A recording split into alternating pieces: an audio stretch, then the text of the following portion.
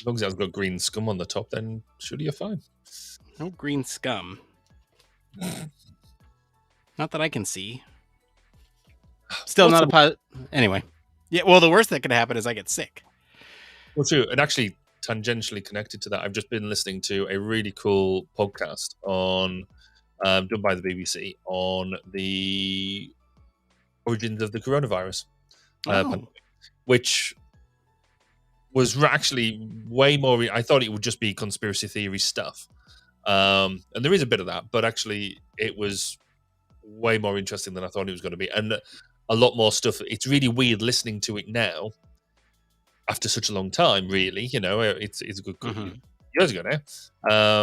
But it sort of brings back all the memories of what we were sort of listening to at the time and what we were talking about. And actually, some of the conspiracy theories that, I certainly and still have a hankering over that, thinking that some things are true. Yeah, it's really interesting. You know what would be amazing? There's like select pieces of media, and I'm not going to mention like traumatic historical events for trigger warning purposes, but like there have been some traumatic historical events. You brought up coronavirus, that's one of them. And like trauma in the sense that it sticks with us. We remember a lot of the things. And like the point I'm trying to make here is that some of these pieces of media do a really good job of capturing the like panic that was happening during these times. And I think it's still too soon to like, for me to really go and consume any coronavirus material at this point, in terms of like that. Right. But I feel like someday I'll be sitting there, with my son, and we'll be watching like a movie or something, and it will like create that panic of like what it was like when, we're locked down. What does that mean? Wait, everything's closed? What? And like, so the weird feeling that everybody was experiencing at that time. It's just like, I can't wait for that media to come out. My one regret, I think, through that whole experience was I didn't keep a journal. And really, and it's something I said to the kids, and I didn't do it myself, was everybody should have kept a diary through that time, because it is hopefully once in a lifetime event in terms of that scale, etc., etc. Yes, I hope it is. And so, to be able to, there's so many things that, I use the time hop and stuff, to go back, and you see photos, you see some of the stuff you're doing, you're like going, I can't believe that was reality when it was, all that sort of stuff. And you're just like, wow. I saw you forget things. So it's no surprise I work in supply chain, and like I saw something, I was like, oh right, the whole toilet paper thing, that was a whole thing. Yeah. Like people stocking up on toilet paper, and just I completely forgot about that aspect of it. And it's just like insane when you go back and like the signage, the markings, there's like still artifacts that you see from time to time. Like you go out and you see like these markings on the floor to indicate 6 feet apart. Like, yeah, it's so weird. The weird thing about the toilet paper one, which I thought was just stunning, was it was a worldwide issue. Yeah. Because I remember when it first started, and like our local shop, which is like sort of 2 doors down from me, whatever, and they were sort of saying, "Oh, we've run out of toilet paper, we've run out of pasta." And it was like, well, who's buying all of this? That's crazy. But it'll be fine. It'll all get sorted out. That'll be the thing. And then like it wasn't, because then people were like, right, toilet paper. Said, quick, you'd have the local message group, and people would dive down to go and stock up on loads of toilet paper. And you're like, wow, that's great. And you just think, it wasn't things like medicine. It wasn't things like, really critically important stuff. It was toilet paper. Yeah. And it to be a world, everybody complaining about it around the world. Maybe unless you're in the like deepest, darkest jungles or something. But it was impressive. So I've been listening to this podcast, and that it's been very amusing, in a very sort of way, which is good fun. So good. Well, I'm having good fun. That's easy for you to say. Speaking of good fun, our topic tonight: video games. Yeah, this is going to be exciting. You're a big gamer, Gary. Totally. So massive gamer. You just can't get me off the games. What's your favorite game right now? Minecraft. Okay. That's the only game I play. Okay. I've got actually saying I did have a spell, because I think I've spoken about it on the podcast before. I did have a spell. I got into Valorant in a bit of a way, but again, that's as a 1v1 game, great. But the types of games that we talk about here, going into like things that you platform on and things like that, that's just no. I've wanted to be a gamer. I'm just not very good at it, and therefore, and I don't have the patience or dedication to sit down and play and complete big complex games. That's just not had the time or space to do it. What's interesting is that I think you would classify as part of this 40% of the population that is considered a gamer. Yes, I mean I can see that, because I do play some games. I think you're almost nowadays you'd be hard pushed to find somebody who doesn't qualify to be a gamer in some shape, way, or form. Because even like people who playing just like simple games on the phones. Yeah, and to be clear, like this will be an inclusive conversation. It's not going to be gatekeepy in any way. If you play Candy Crush, you're a gamer. Welcome to the club. If you play just Minecraft, you're a gamer. Welcome to the club. We're going to be talking about a swath of examples within games. There's plenty of examples in this Medium article, but I think the interesting thing for me is sort of the human factors aspect of it, because not to put the cart before the horse and get into the discussion before we actually even start the show, but some of the interesting things I think around gaming for me is that if you think about gaming, it is in a lot of ways unironically very similar to complex systems that you might find on like aircraft or any other complex system in medical settings. Like, I think there's a lot of applicable things here, and even to the point where we've talked about this on the show before, where now you have infantry units being trained up on video games, and you have warfighters being prepared for those real world scenarios as video games get closer and closer to simulation rather than.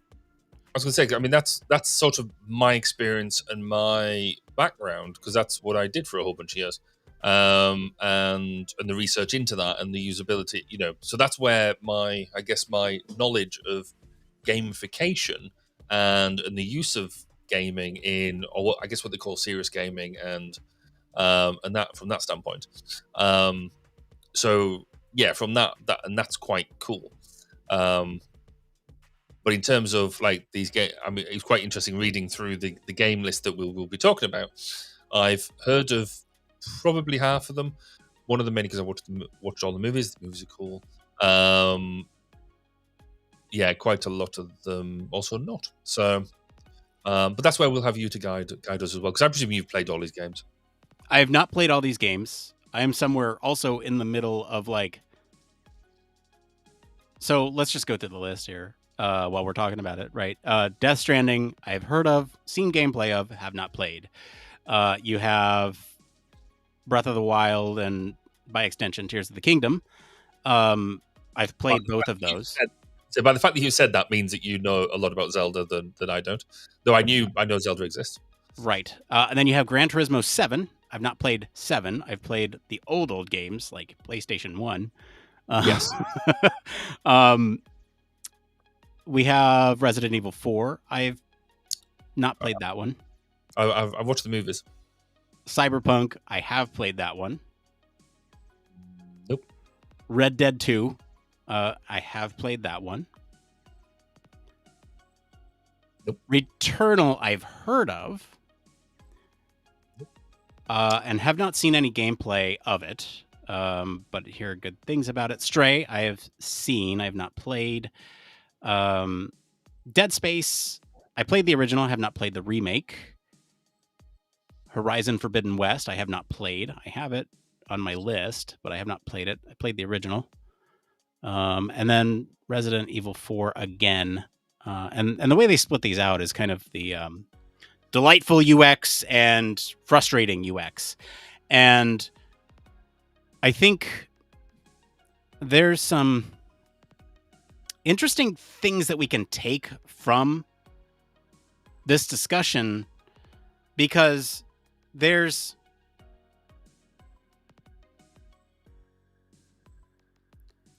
I'm trying to think of how to frame this, right? I was saying earlier that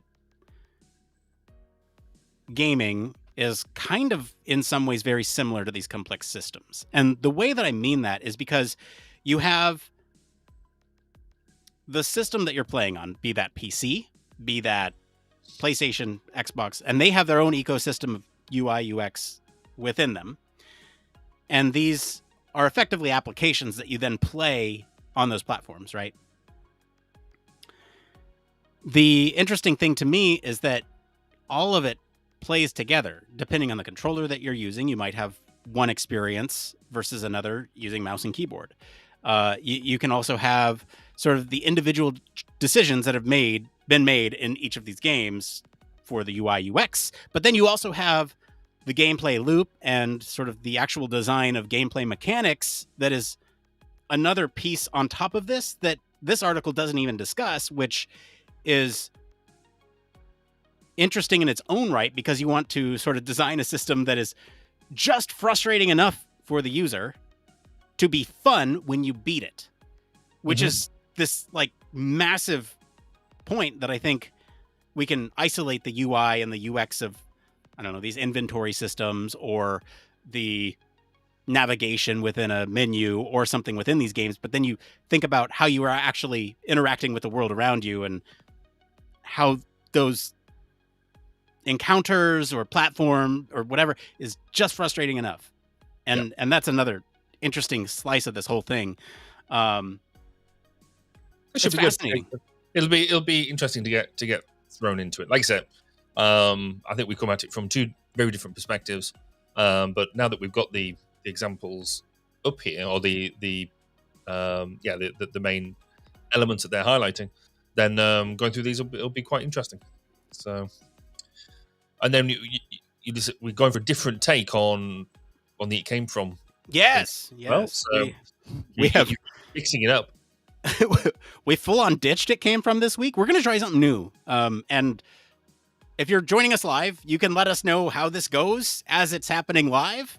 And this is also a really great opportunity for folks, if you are watching live, to throw in your opinions, because this will be what we're calling like a sort of debate.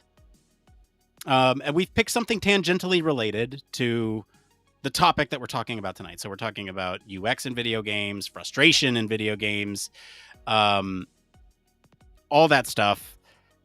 The debate itself is on sort of keeping things very simple in games versus going really hard with complex systems and detailed, comprehensive design elements within the system, right? And I think that's enough of a preview there that we can sort of tease people with and see whether they want to come to debate. Yes. Yeah, exactly. So, and obviously I think we're both of the mind that we are somewhere in the middle, but this will be fun to take the devil's advocate from either one of those very pointed directions that we can then come together and debate. So we'll see how it goes. I honestly have no clue how it's going to go. This could be one of those things where I'm like, we're just going to cut that whole thing and call it a 40-minute episode. Patreon exclusive. You've got to try new things, haven't you? And if it works, it works. If it doesn't, it doesn't. Then at least we'll have given it a shot. And look, we are just as receptive to feedback as you might think we are. So if it sucks, let us know and we will change it up. If it's great and you like it, or if it pushes us in new ways and you like to see us struggle, that's fine too. Just let us know. I mean, everyone likes to see us sweat. So. Yeah. It was funny because I was having a conversation with Heidi, host of Safe and Effective. There's a plug. But we were talking, and it's funny because we were talking about podcast logistics. And I think, Barry, you and I have had some of these conversations too, where I think us in the human factors realm approach podcasting very differently than somebody else might approach it, because we're effectively designing a show It's true. for users, which are listeners. And so we're trying to come up with things that are valuable, insightful, entertaining. And so when we're trying new things, that's us taking a stab at that. Yeah. Testing new approaches. Exactly. This is our usability test here. Yes. Just doing it live and just we'll see how it goes. no piloting, Do it live. nothing. Just chuck ourselves in there and see what happens. But then it is risk and reward, isn't it? It's if it works and we like it, then and people like it, then it does that. Even if it doesn't go very well, people have been entertained. So hopefully, that's the hope. We'll see. Or it'll last about 2 minutes when we go. Yeah, it's yeah, good points. All right, one more thing. Yeah. Quick update for everybody. I know there were several of you who were very concerned. Just kidding, no one reached out about my knee situation, my double knee situation. Went to the doctor. I ended up going to the doctor because it was 2 weeks since the event, right. And I was like, okay, so one of my knees is fine. The other knee, hit or miss. Right. In what way? The music just go away? Yes, very quiet. Why? Why did the music go away? The music realized that you were going to talk about something quite serious and thought, yeah, no, bring the music back. Bring it back. Okay, that was aggressive. No, so I went to the doctor. It turns out it might be a meniscus tear, which is owie. But I'm sitting kind of cross-legged right now, so that's encouraging. It still hurts, but like I find myself in less pain than I was 2 weeks ago, so that's good. Good. Yes, because a friend of mine, Kelly, was catching up on the podcast, and she commented, I can't remember whether it was on LinkedIn or Facebook. She had a lot of sympathy for your knee situation, and so actually she she had sympathy for you because she's done similar things with her knees. I must have missed that. Was that was probably on one of the linked accounts that you possibly? Let me just see if I can find it. Anyway, thank you, Kelly, for that. I appreciate the sympathy. I'm doing fine. I can move. I'm mobile. Cool. I'm still not risking the driving yet. So my wife has been doing all the driving recently. But so in reality, actually, your knee's perfectly fine. You just like being driven around a bit. Shh.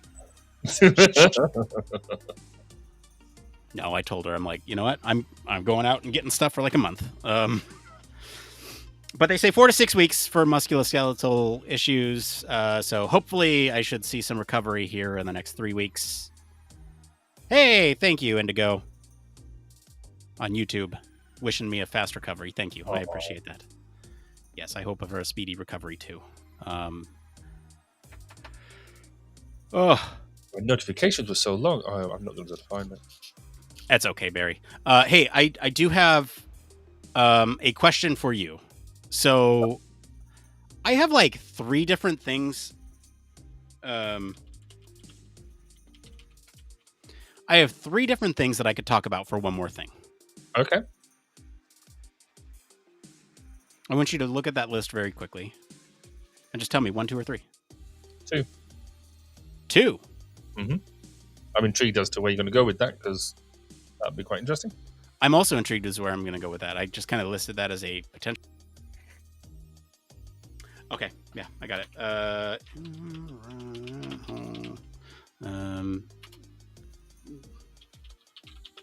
Mainly because in our household we do quite a lot of that. So. Talking about this.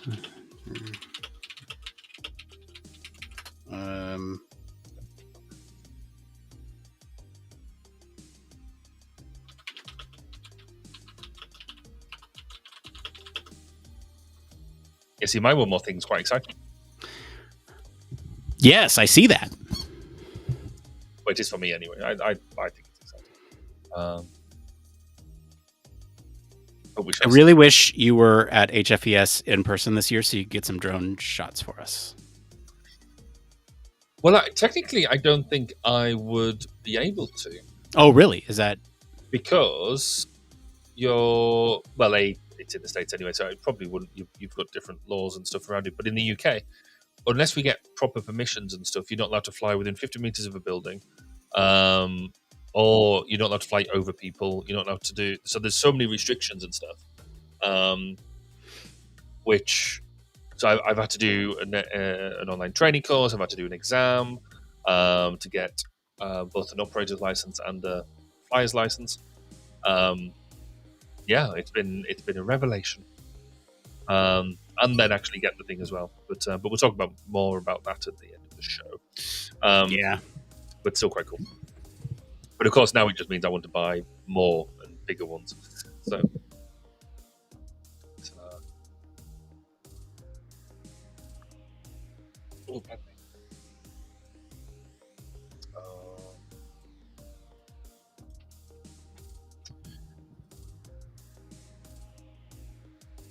Yes, you've got the bi-weekly thing.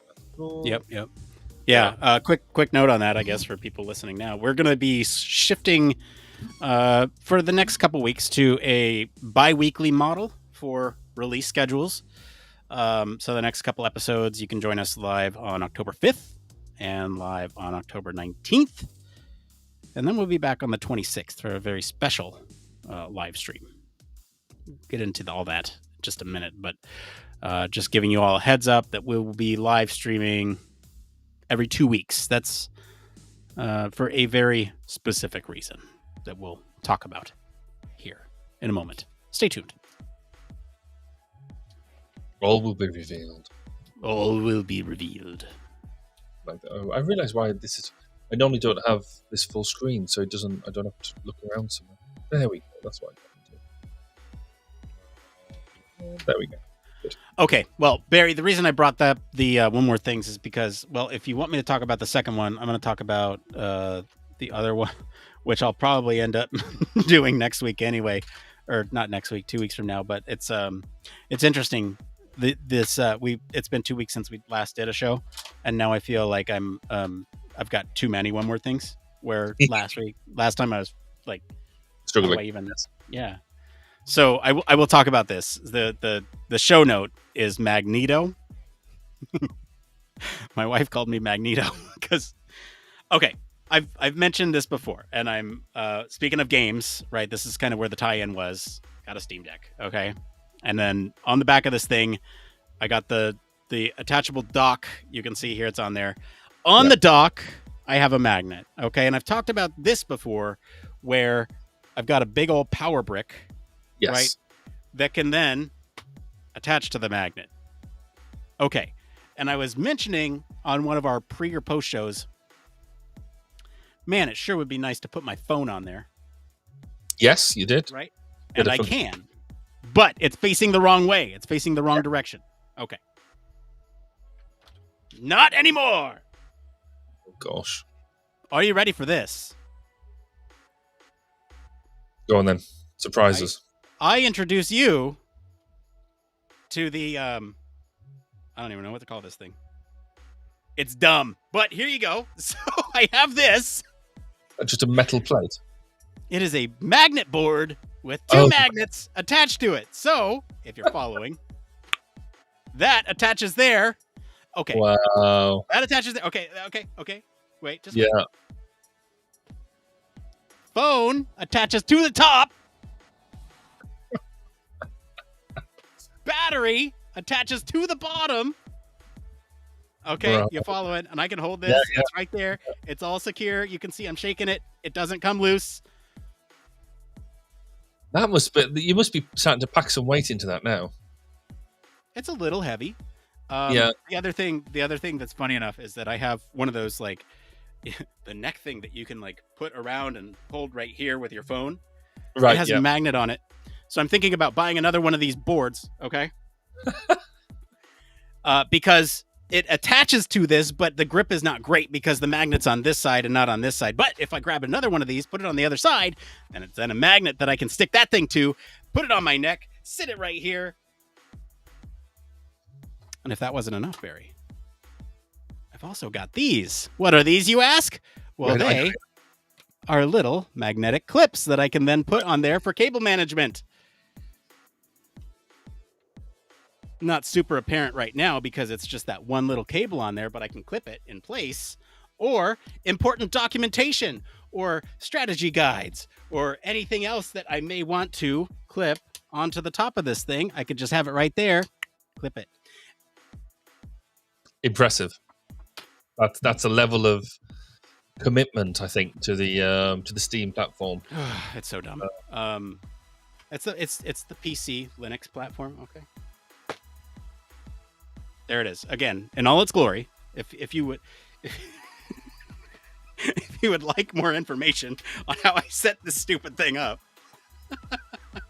join our Discord. I'm happy to talk through it. But yes, there's the full setup. I feel we almost need to make a separate channel in the Discord just to cover your setup, to allow the discussions to happen there. Then it doesn't litter up the main chat. I mean, here's the best part. It doesn't interfere with the back buttons at all. Right. So, like, I can still hit those, no problem. Like I said, the weight is not an issue. It still holds strong.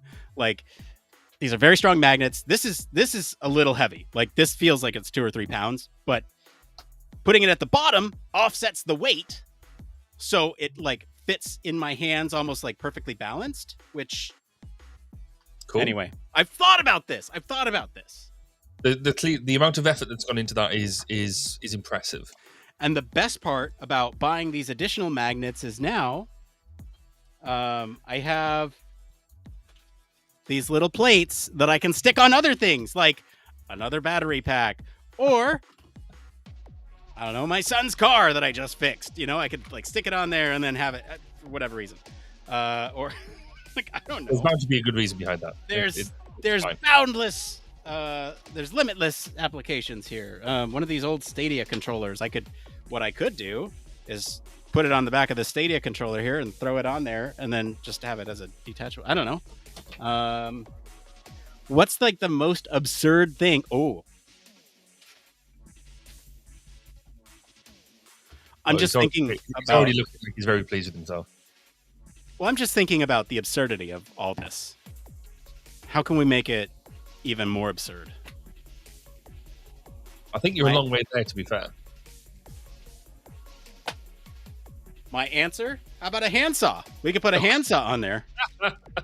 So that way you can both saw and play games at the same time. You should send that to John. Ergonomics!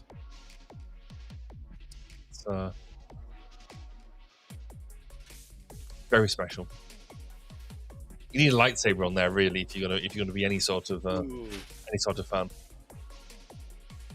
I don't know if these are magnetic. I think they're all aluminum. Okay. Or aluminium, as we like to call it. That's right, aluminium. Yeah, no, it's not sticking. Well, I'd send it back and ask for another one. Yeah. I'm trying to think of. Yeah, you're right though. That'd be fun. A lightsaber on there.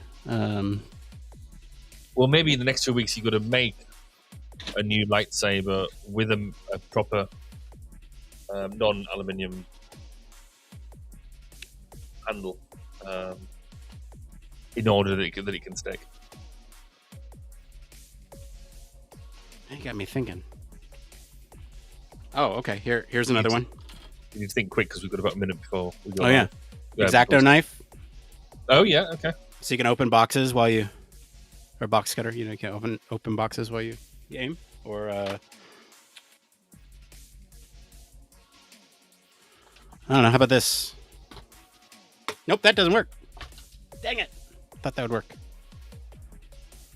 Or just a pen. Yeah, good one. Yeah, nope. Sword. I've got a sword here. Well, I could. It's a shame that you're all the way up there. I could just pass the sword over, and you could use that. I got a hammer that I can use in place of a sword, but I don't know if it's metal all the way down. No, but there you go. I could hammer while I'm. Fair enough. Yeah. All right. With that, I think we should quit that, and I'll put my hammer away.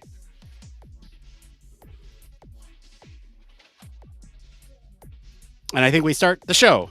Yes. Let's do that. Okay. Well, we'll be right back after this little thing that we made that indicates the beginning of the show, and we'll start the show.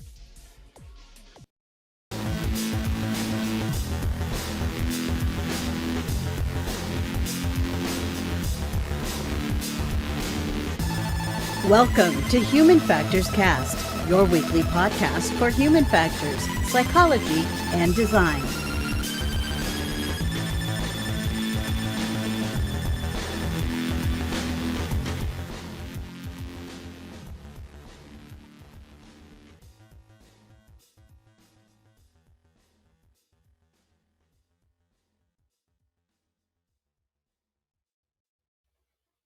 Hello, greetings, and welcome to episode 294. We're recording this episode live on September 21st, 2023. Do you remember the 21st night of September? I sure do.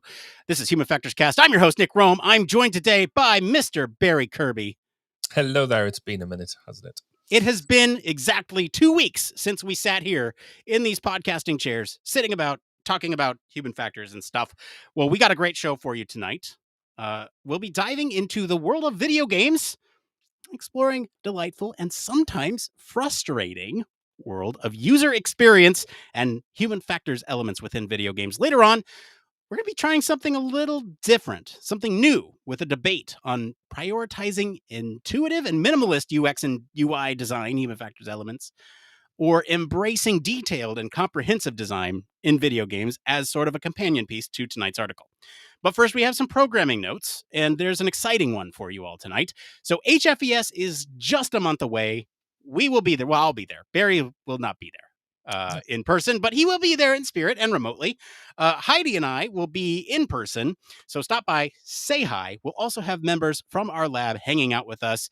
Join us as we broadcast live once again from HFES, the 67th International Annual Human Factors and Ergonomics Society meeting, straight from Washington, D.C. That's right. Get front row access to all the stuff that we're doing, including exclusive interviews, insightful panels, perhaps, and so much more. More to be revealed over time. Our team will be there. We'll be located at the Concourse Foyer, right near registration. So if you're attending the event, swing by. Share your conference experiences with us. If you can't make it to DC, no problem. We got you covered. Stay connected with us. We'll get you all the updates. You can tune in with us at 8 a.m. Eastern. That's 8 a.m. Eastern. We're typically on Pacific time, but 8 a.m. Eastern, Thursday, October 26th. We're going to do it on that Thursday. Give us a little bit of lead time with some of the stuff that we'll be covering. So that way we'll have more sampling from the conference for you this year, which I think will be really exciting. The live stream will be accessible on our channels here, anywhere you find the Human Factors Cast stuff, as well as the official HFES social media channels. For the weeks leading up to HFES, we are going to shift the show model to a bi-weekly release. So this is kind of the next big announcement. And this is just to give us a little bit more time to help prepare for the upcoming coverage of the event. It's kind of like our Comic-Con. We do spend a lot of time and effort putting in resources and time and prep work into this event, this coverage, since it is sort of where all us human factors geeks get together once a year. So just to kind of preview the schedule, October 5th, we'll have a show. October 19th, we'll have a show, and then we'll do the live coverage on the 26th at HFES. So be there, be square. Any updates from you, Barry? 1202?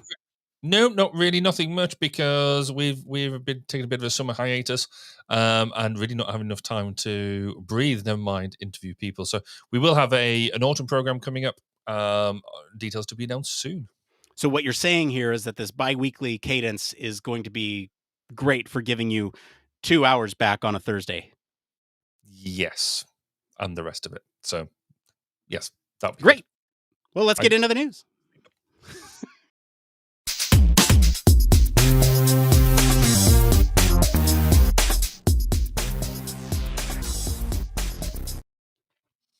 That's right. This is the part of the show all about human factors news. Barry, what is our story this week? So this week we are talking about delightful and frustrating UX in video games. So we talked about the impact of human factors engineering in the gaming industry. I mean, did you know that over 40% of the world's population are gamers? That's a massive user base that needs well-designed user experiences when they play their games. The author of this article is a UX designer, and they admit to spending countless hours playing games, and through this noticing the common patterns that lead to both delightful and or frustrating experiences when they game. The article discusses things like menu screen design, information display, and heads-up display, or HUDs. The methods in which the information is visually relayed to players as part of the game's user interface. One example of a frustrating experience is where the game bombards you with overwhelming amounts of information, particularly through its menu design. So we're going to talk through tonight 12 main examples that they bring out. There's going to be 6 frustrating ones and 6 delightful ones. So Nick, you enjoy a good game. You're self-professed gamer. What are your thoughts on the article so far?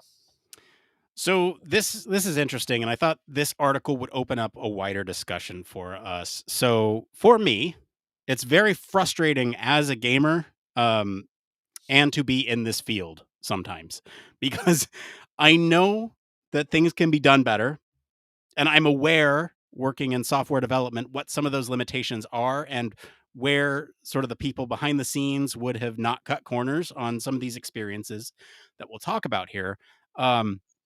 So there are a lot of other factors in game development that prevent a product from being perfect. That being said, I don't think perfect should ever be the enemy of good. And I think this game development is interesting because the product itself is iterative, where the design of the product itself is iterative, but then also the entries within a series or across developers or publishers are iterative as well. And you learn lessons from one game and apply them to another, and games just get better over time. And so to point out some of these frustrating UI things that the article comes up with, yeah, they're frustrating now, but we'll learn lessons from them. And in the future, hopefully those problems will be solved. And we can nitpick on those all we like, but these are just some notes. I compared gaming as a whole to like complex systems earlier. I'll get more into that analogy later, but the whole thing to me is very fascinating. So Barry, you yourself didn't necessarily classify yourself as a gamer, but I'm curious on your thoughts of this whole thing. Yeah, so as you said, in some respects, I'm going to be a bit limited because obviously we're going to be talking about some specific examples, and I've just not played them. I'm not that gaming person really. I never really have been. I've wanted to get into gaming. You know, I buy some of the platforms and stuff like that, but they, you know, I know I've got a 360 and a PS4 basically sat on the shelf gathering dust and cobwebs. But I do spend a lot of my time about, you know, when I'm doing UI design and system development, I use an awful lot of gamification and gamification techniques, and have done lots of research around gamification. So the mechanics of gaming I'm quite familiar with, and so I'm quite looking forward to talking through some of them. But also, I've done a lot of work around the using, you know, you could either call it serious gaming or the use of simulation for training. And have done a lot of work around that. So, and also the observed how we've seen the development of some games and how, let's say, some organizations have used the development of gaming in order to reduce their training burden and increase their recruitment, for example, when we talk about military examples later. But fundamentally, if we're talking about the entire gaming thing, I'm just kind of not that person, with one exception. And that exception, I do like a bit of Minecraft. I'll sort of dip into that and play that. I do have a realm and stuff like that, and I guess that's because it's, you know, you're basically creating your own game as you go. You're creating your own game mechanics. What is good for you and things like that. So that's interesting. There's another part of this which I think is really cool as well. Is around the generational aspect of gaming and how the generations are changing and evolving. You know, if you go back, not actually too many generations ago, nobody did gaming because the facility didn't exist. Yet now we've got a significant, I mean, we sort of say 40% of people are gamers, but then what is a gamer? Is it somebody who is got a platform, they sit and dedicate maybe an hour or so of their time a day to playing a game and enjoying a game in its entirety? Or is somebody who's playing, you know, a simple app on their mobile phone? are they a gamer, or are they something different? I think we're being all inclusive. We're bringing everybody in, but it's interesting seeing different perspectives on what that means. But I sort of echo what you said, is that in terms of UI design, I don't really see any difference between developing the UI of a game to any other interface I design, be it for a fast jet or anything like that, because the way I see it, the basics are the same. You need to be able to onboard people. So somebody who's never used something like this before, you've got to be able to bring them in a way that doesn't overload them, but allows them to explore. You've got to be able to make sure they can do the basic elements of what they need to do. But if they want to do more complex things, then them sort of things are available, shortcuts, all that sort of really good stuff. I guess that the big difference in gaming is you've got to allow people to explore the environment that it's in. You've got to be able to give them the information to work with, but also be able to provide a level of challenge, because you don't just sit there and just play the game just for the sake of it. You want to have a level of challenge, and therefore you get the enjoyment of beating either the levels or the game or whatever, and that sort of thing. So I think fundamentally the UI piece is I don't think it's really that much different. It's perhaps the outcome that we expect out of it, and it's you're trying to keep people immersed in what they're doing for as long as possible, and therefore good and bad UI is going to affect that. Does that make sense? Yes, it does. Yeah, good. Well, yeah, sometimes it does, sometimes it doesn't. So, I mean, I guess to dig into this into more detail, what we've done is list each of the different, so the 6 frustrating ones and the 6 delightful ones, and I think almost just take them one at a time, because they're actually, all of them are really good indicators, and it would be interesting. Again, from the perspective, you've played some of these games. I've not, or we've heard of them. We've seen some bits of stuff. So it'd be interesting to, if one of us have engaged with it, to understand maybe a bit more about what it is. But would that be a sensible approach for you, do you think? Here's what I think we should do. We should go through the list, so that way everyone is aware of what is out there. Some of these, I would almost argue, is subjective. There are some that are, this is obviously the author's opinion, and I think what we do is we just list the sort of the frustrating experiences that they mention. We'll list the delightful ones, and then we can kind of pick apart some of these. What makes it frustrating or what makes it delightful at a high level, without necessarily thinking about the example that they give, given that not everyone will have played that thing. If we need to, we can dive into it a little bit to give it some strength, but I think that's what we do. So let's go over the frustrating experiences here first. Maybe I'll do this one, Barry. I'll have you read the delightful ones after, but they list 6 frustrating experiences here. The first one is on Death Stranding. They mention an overwhelming display of information. The second one being Legend of Zelda Breath of the Wild. There's too many options, making it hard to navigate through the menu. Number 3 is Gran Turismo. There's inconsistent menu interactions. Number 4, Resident Evil 4, the 2023 remake. They forcefully pause gameplay when picking up an item. Number 5 is Elden Ring. Lack of contrast in menu screens. And number 6, Cyberpunk 2027 or 2077, incoherent menu screens. So, Barry, why don't you go over some of those delightful user experiences? Yeah, so the delightful user experiences that the authors brought out is, the first one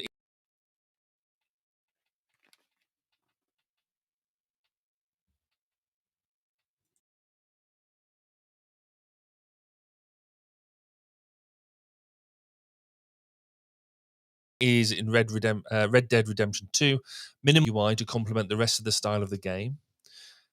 Number 4 is Dead Space in the 2023 remake, is a themed UI without sacrificing the UX. Number 5 is Horizon Forbidden West, customization and accessibility settings.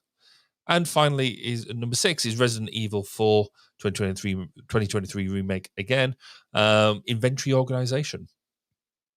So to look at them, I guess them frustrating ones. I mean, the thing that sort of really hits me with all through them, with the exception of one, I think it is, they're all about the menu. They're all about how you interact with the menu controls, one way or another. In fact, no, there's 2 separate ones, isn't there? But the thing that seems to come out most is that menu design, wouldn't you say?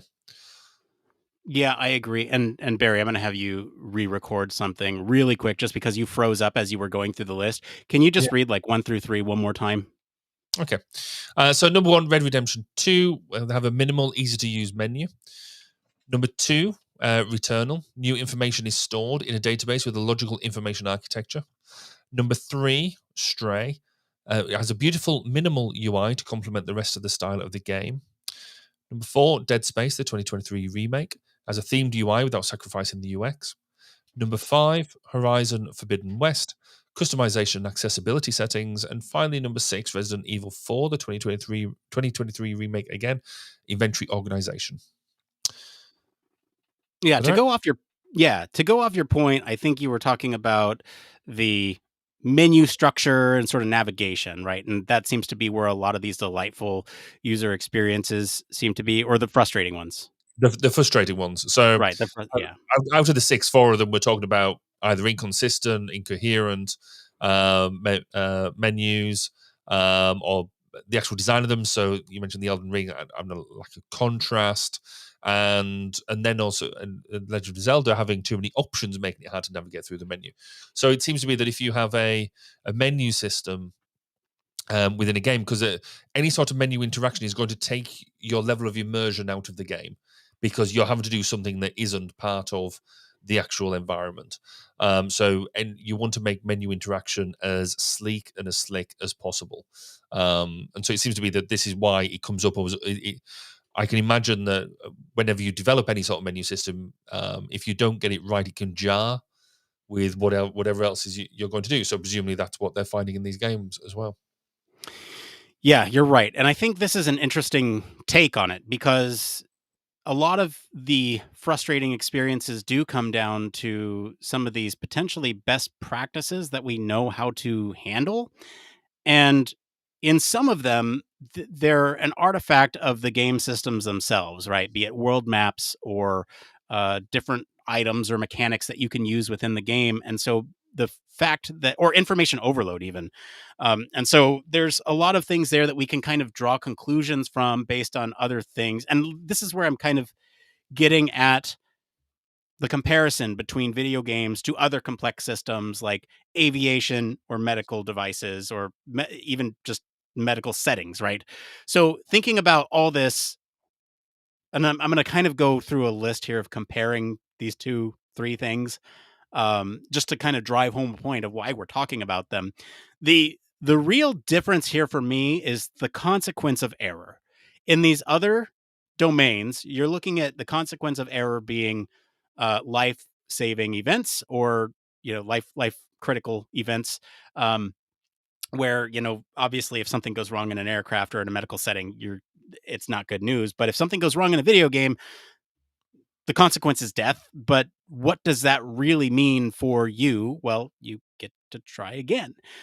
There are some games that punish death a little bit more harshly than others, but I think this is an interesting take, if only because that to me is the main difference between these 2 realms. Now, if you think about sort of this frustration piece, all of it, aviation, medical, video games, all need to be sort of this user-centered design. It's all about the players with video games. It's all about the pilots with aviation, or the maintainers, or the doctors, or the nurse practitioners, or whoever else in these hospital settings. And so if you think about all these things, it's ultimately designed, or it needs to be designed, for the person at the end. I think both examples work here in terms of the sort of cognitive load piece.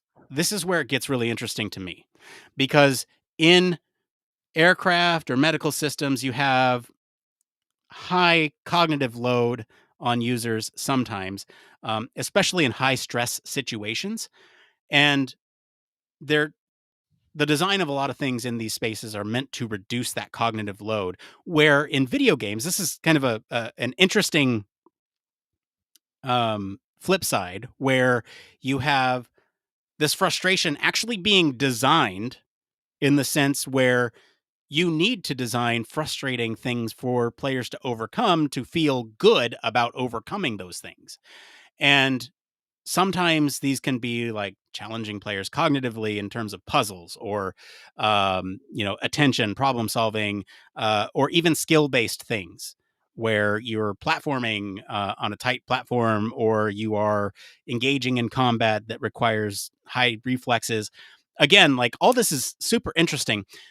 But again, you bring up the frustration being primarily with menu systems and sort of the overload of information within these menu systems. And so what does that say about video games at a high level? From this author's perspective, I think it says a lot to say that video games generally are fun, and that the most frustrating parts are the parts that are not fluid with that primary game experience, where you're, the combat loop or the platforming loop or whatever thing you're engaged in, because you have to navigate to a menu. Mhm. And so I've seen some examples of this where the menu doesn't necessarily take you out of things, where I think there's an example on one of the delightful user experiences about menus, and I have to look at the list one more time here to refresh my memory, but I think it was, and if you find it, let me know. They had the first one, which was a minimal, easy to use menu. And then Yeah. the So, minimal, well, the rest of the style of the game. yeah, there's two interesting things here for me. So one is going to be the um, Dead Space UI. And that one's an interesting one because it's an actual in-game UI. I think there's like a, in-game element where you're actually looking at a menu on your person. And so it doesn't feel like you're getting ripped out of that environment, so it doesn't ruin the immersion. The other interesting thing to me is that a singular game can do something right and wrong at the same time. And that's here evidenced by Resident Evil 4, where it doesn't do a great job, especially with, at least in the author's opinion here, pausing gameplay when you pick up an item. But they praise it for their inventory organization. So the ability to organize that inventory. And so it's possible that it excels in some places and doesn't do so great in others. I just think it's interesting that you're right. A lot of this stuff is when that primary thing that you are doing within a game is interrupted by needing to do something else. And how do you make that more fluid? How do you make that more part of the game world? And like, I'll just say from a VR perspective, one of the most incredible experiences that I had was playing the Batman VR game. And the reason being is because your menu and your items are literally on your utility belt. So if you need to change an item, you just put one back on your utility belt, you grab the other one, and you have a batarang instead of a, grappling hook. And it's just amazing because it's right there on your person. I think VR really excels at those types of things, where it's harder to do those in like traditional 3D spaces or 2D games where, you have to navigate to something else. I don't know. I've talked a lot. I want to make sure you have an opportunity to comment on some of those things. No, I mean, I think I think it's really interesting that we need to look at the UI. So the UI goes one of two directions, which I think you've quite nicely encapsulated. One is that you have the game that you're playing, which is the environment that you're working in, and that menu or any sort of controls that you have that are not part of that environment need to be designed in such a way that they are, you can either slip through them quite easily. So you use them. The use of them is nice and intuitive, and it's minimal. So they highlight some of the delightful user experiences, saying, any menu you've got has got to be minimal. You only need to do what you need to do and nothing more than that. Because what you're fighting constantly, we do a lot of this when we're using simulation for training. You're constantly got a motivation versus immersion thing around it. So the more motivated you are to do something, and the better the graphics, the better the interface, the more immersed you get into what you're doing, and you're constantly trying to fight them to stay in, to have a high level of immersion. So the more you're bringing them out of that environment to do niff, naff, and trivia things, then the more frustrated you're going to be because you're not getting that level of immersion. That UI that you sort of talk about around having it, so the I think you said it was in Dead Space, where your menu is actually part of your character, and it's done within a way that is part of the gameplay. That's going to help with that. That's going to make sure that you stay more immersed in what you're doing rather than having to almost come out to that high level. But I do find it quite surprising that the amount of money that is spent on gaming and the amount of people involved in developing gaming, game design is a serious, legitimate career in terms of UX UI development design. It's not just a hobby thing; it's a multi-billion-pound business, multi-billion-pound business, and yet we can still get seemingly these type of things wrong or potentially incorrect. And I do find I guess I shouldn't be that stunned because we get it wrong elsewhere as well. So or it is done badly elsewhere as well. It just feels like if anybody should be getting UX stuff right, the game industry should be getting it right and almost setting the examples and the trends to the rest of industry. I mean, do you think that is that a legitimate criticism? Do you think? Yes and no. I think there's some interesting things going on with the gaming industry that prevent that from happening. So, the first thing being, there's just the culture of secrecy around video games is a big one, and so you can't necessarily test some of these things with a wider audience that might be your target audience. It's like friends and family that need to sign NDAs, so that way these things are not released ahead of time because it's, like I said, the culture of secrecy in that industry is insane. And that's why leaks are such a big deal. It's why you don't hear about things for a very long time until a trailer is ready. You might hear rumblings or something, but nothing confirmed until you see a trailer. And it's very different from other entertainment media, like movies, where you hear about a movie and then sometimes it gets canned even before it makes its way in development. And the expectation is very different for both industries. It's fascinating from that perspective, but I think that culture of secrecy prevents a wider user testing base. Sometimes you'll have these big betas for a popular game, and they'll do an extended beta where they're kind of mostly done with the thing, and then they're making smaller tweaks. But some of the biggest pieces within the game are already set in stone, and it's more difficult to change those, and what types of things are going to, there's all this speed accuracy trade-off with development that not everything that gets, like, if developers, designers, UX practitioners, human factors folks had their way, it'd be a perfect system every time. But because there are realistic timelines that you need to make in order to make a game shippable or a product shippable, and if it's not sort of a live service game, meaning it's not an extended period of time that game is out and you can't iterate on it, there needs to be some level of sacrifice. And are you going to fix, a menu system, or are you going to fix, a game-breaking bug that causes your system to crash and erase all your save data? And I think they would argue that takes a little bit more priority. It's basically like, instead of saying, do you want to make the plane easy to operate? Well, let's make sure the plane can fly first, is kind of the analogy there. But it's an interesting that one again, isn't it? Because to take it into the analogy of using the plane or any safety critical system, is the outcome is almost really well defined. You want plane to fly from, or the pilot to be able to fly the plane from point A to point B, doing, certainly in the military context, doing something along the way. And you can almost easily measure, or relatively easy measure, the outcome. Were they able to do the task? Yes, they did, because there's a big crater or whatever the outcome of it is. The plane landed in one piece. Brilliant. That's great. And then you can get into, what was their workload like? Were they fully situationally aware? Did they think it was a good user experience? So our measurement technique there is comparatively simple when you compare it to a game where you're trying to challenge, you're trying to induce a level of stress, but just enough stress to make it a challenge in order for them to accomplish something.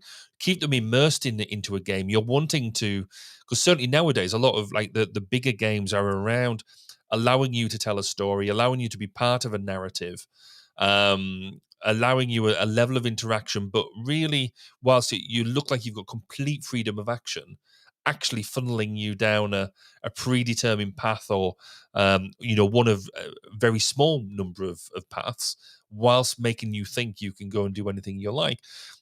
Very different challenge there to you get to the end of the game, because some people think that if you're able to finish a game, then actually the game has failed because you've not been given that level of commensurate challenge to finish. Other people, if they can't finish the game, they think they've wasted the money because they couldn't find their way through it, and therefore they've blown the cash. They want to get through it all, have the trial, and see the end credits. So it's having that very broad level of what customer acceptance looks like, or what customer delight looks like, is very different from, I guess, what I'm used to in the normal design world.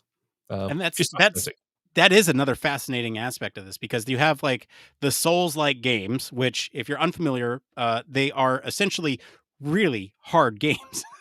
Like, precise combat, you have to parry at just the right time, dodge at just the right time, manage your resources. If you don't, the punishment for death is very high. You get sent back with none of the resources that you gathered since your last sort of save. You have to trek all the way back to where you died to gather those resources back, and hope that you can, get yourself safe or finish off that monster that ended up killing you in the first place.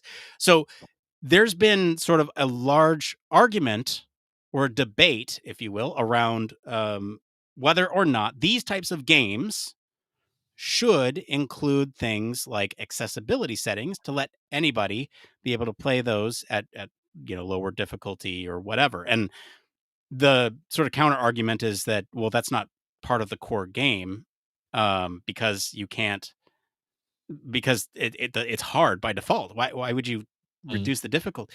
And then the other half is like, yeah, but that game is not accessible to a lot of people who don't have the time or patience to play it. And then the other counter argument is like, well, but that's the designer's vision. That's the vision of the game, is to be hard. Why should they make it easy for people? And then it's like, well, because if they want to make more money, then they would make it accessible to more people, and more people would buy it and play it, and they'd make more money. You go back and forth. And so this is a big debate in the space. And, whether or not you're on one side or the other, I think, as highlighted by this list that we're looking at here, and just this list, we've talked about inventory issues, but we're also talking here about accessibility settings. That's another theme that I'm noticing here. Customization, accessibility settings. You also have things like lack of contrast being a frustrating experience. There's huge pushes lately for some of these accessibility settings, such as remapping buttons to be more comfortable for you, and being able to engage in sort of these high contrast modes or colorblind modes that allow other users to see those types of things that, for whatever reason they can't, or are easier to see for them. And so that's another theme that I'm noticing here. And at what point does the gameplay go from difficult by design to accessible by design, and where is that line, and where should it be?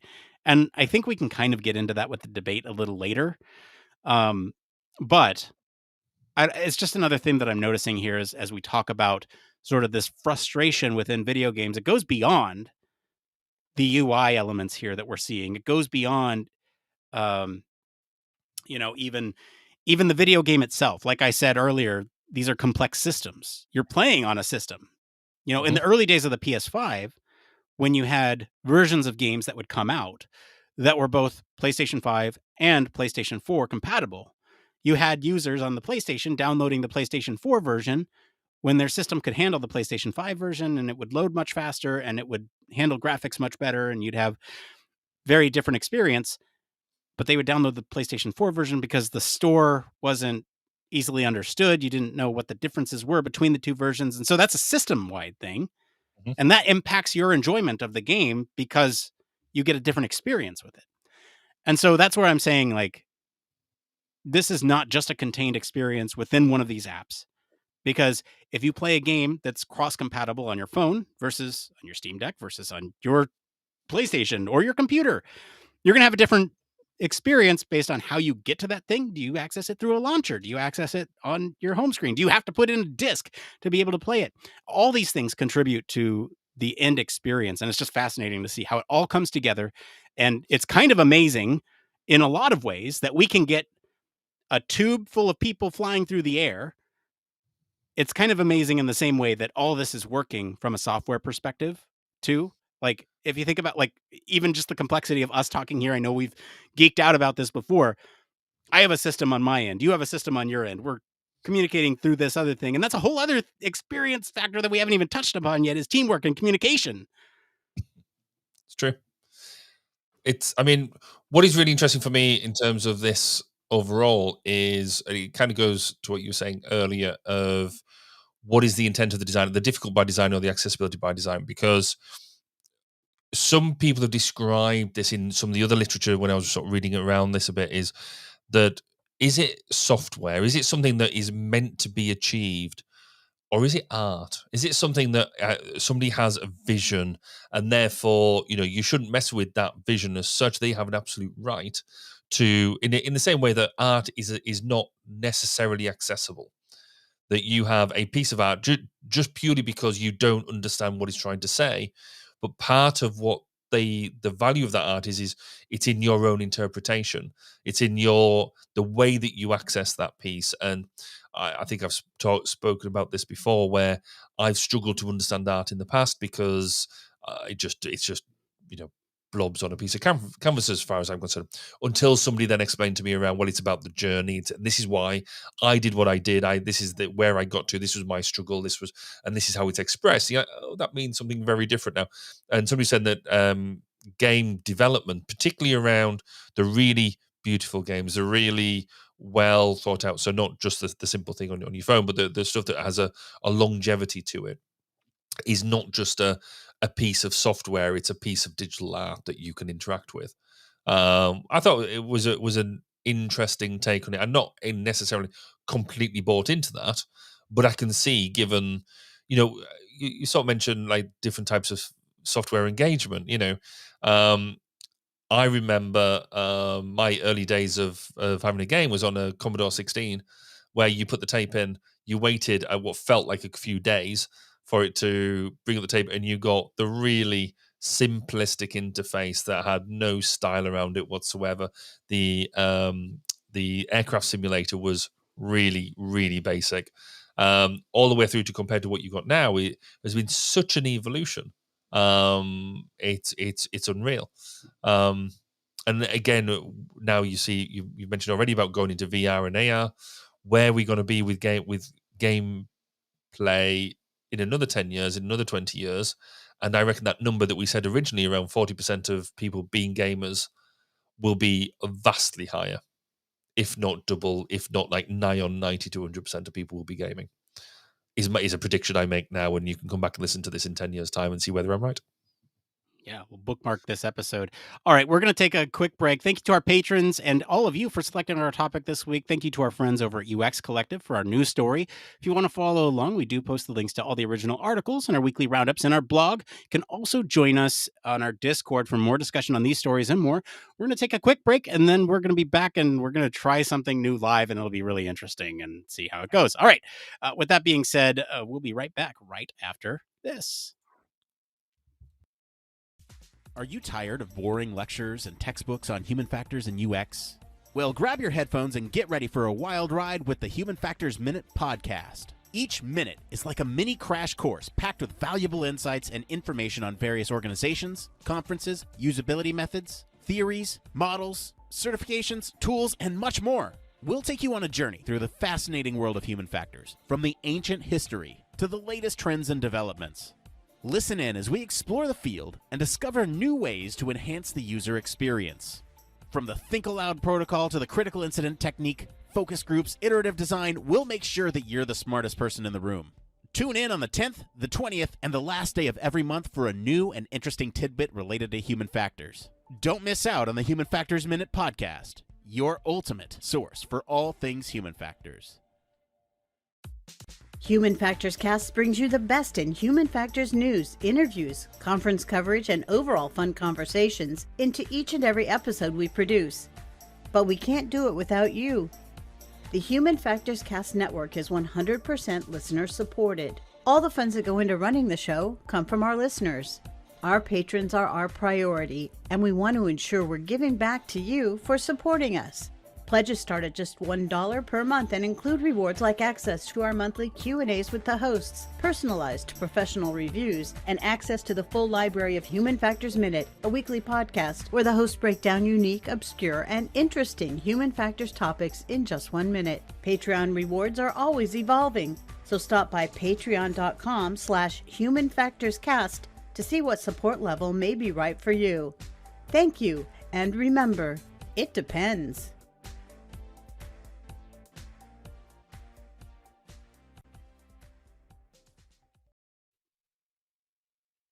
Yes, huge thank you as always to our patrons. We especially want to thank our Human Factors Cast All Access and VIP patrons, Michelle Tripp and Neil Gainey. Patrons like you truly keep the show up and running. We could not do this without your support. Just as a little FYI, I mentioned at the top of the show that we are gearing up for HFES this year.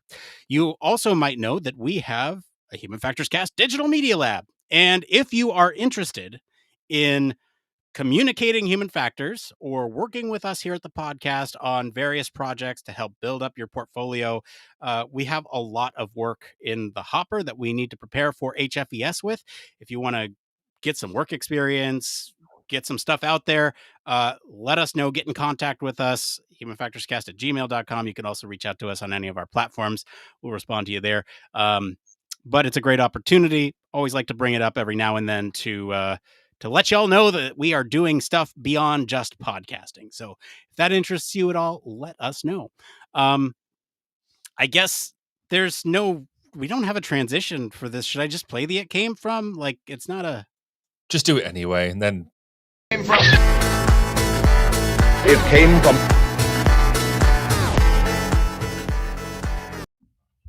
It came from the debate stage? I don't even know what to call this. So just to be completely transparent with all you listening, we wanted to freshen up the format a little bit. The It Came From's, let's be honest, we're getting a little stale sometimes. A lot of the samey questions after doing this for 7 years, 7 years, 8 years. No, 6, what, a long time. A while.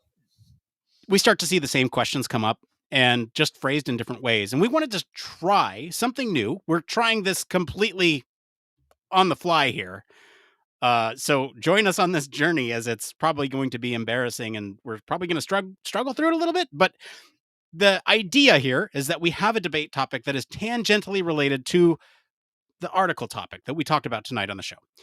We'll each take one side of this and argue points for that perspective from a human factors standpoint.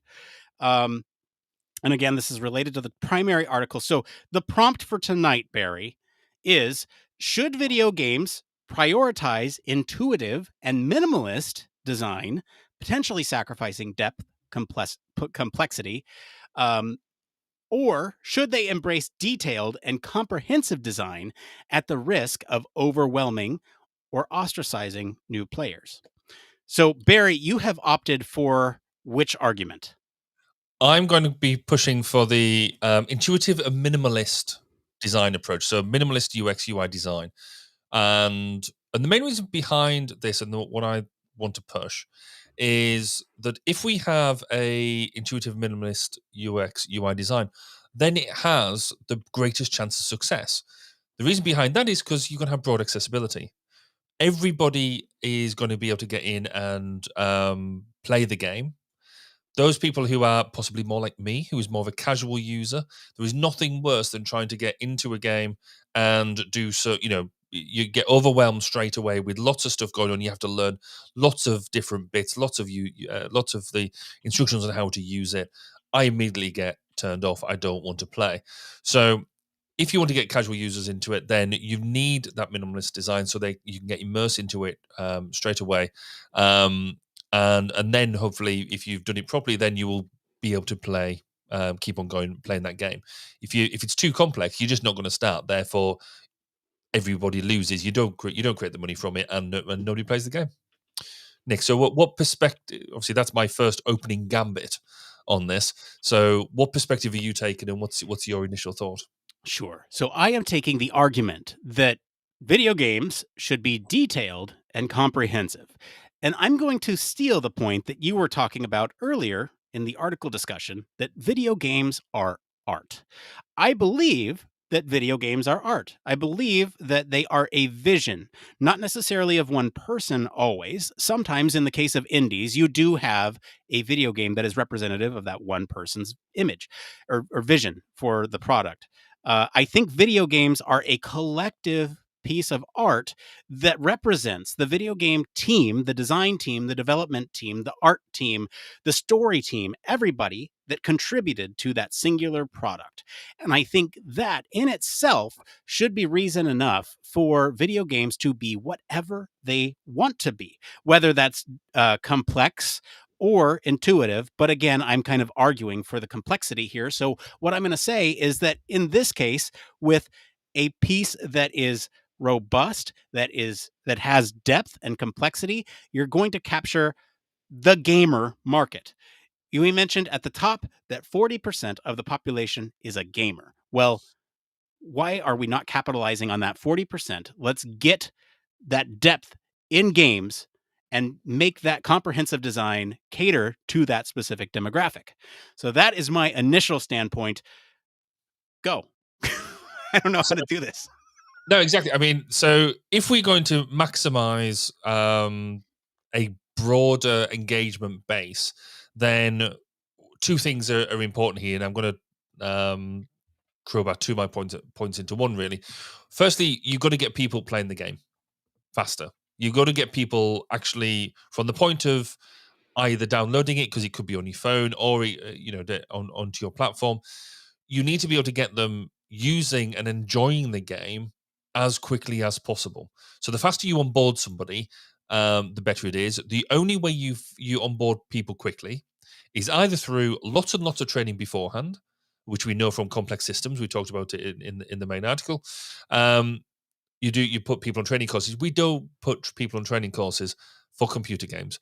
It's just not done. So therefore, the only other way to get people fast on board is to minimize the amount of interaction they need to learn in order to interact with that game.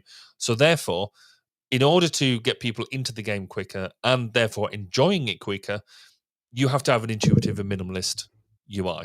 I mean, it kind of, for me, it's a slam dunk. I win. Everyone's happy. The second point along with that, though, if you've got a minimalist UI, you've then reducing the amount of cognitive load you need to actually mechanize the game, which means you can then go back to, and I'm going to steal my own point, if this game is art, it means that if you're not having to worry about how much cognitive load you're processing on developing game mechanics, or game interaction, game system control, you've then got more cognitive space in order to enjoy the art, enjoy the experience, make the most of the gameplay itself, and more people can do that. Going back to the my original point, because that folds in, that means more people can access it, and fundamentally, therefore, you make more money. Okay, let's go back to that first point about onboarding and getting people on. Not all games are intuitive. And I know you're arguing for intuitiveness, but there will still be a subset of the population who will need to go and refer to some guide to be able to play a game. By making these systems more complex and including more external including more resources on how to play the game included in the game itself, it will sort of eliminate the need to go out, look at sort of some of these external guides, look at wikis, forums, YouTube videos on how to do something, and it will be better for those types of players who want all their resources in one place. Now, to get to your second point, it's art, and it basically the cognitive load aspect of it. Well, if you make a game more complex, you're looking at supporting potentially more diverse cognitive styles. Not all players process information in the same way.